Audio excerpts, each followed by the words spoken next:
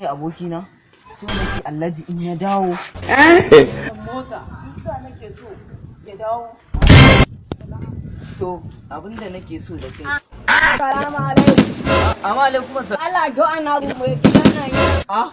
Mai gidan nan kuma? Mai gidan nan me zai? To dama wani abu bane. Wani kino na yo shi wata na. Wa da shanu na. To ban gada. So dama ranar na je mai gidan.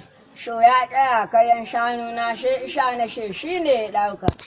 To da Allah yanzu yana shiki ne koko dai in jira. Mai gidan namu na kawai. Wala ka mai da mai gidan namu. To da na wuce ba ko a hanyar nan don haka na shi kadai ne je dauka. Daga gani da ku aka haɗa baki aka shaida shana na yi kun ki mu magana. Kai, mai gidan nan ƙwarawa kamar da a gaskiya na ba magana bana in ba ya ku kawo min shana ba yanzu zan kai ku gurin 'yan shanda.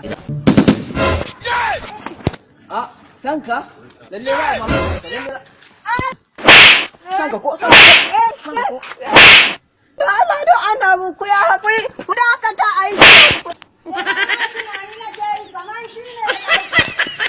dama shunani na ke yi ko shi ne ɗauka amma yanzu na ƙare shunani na gaba shi ya ɗauka ba.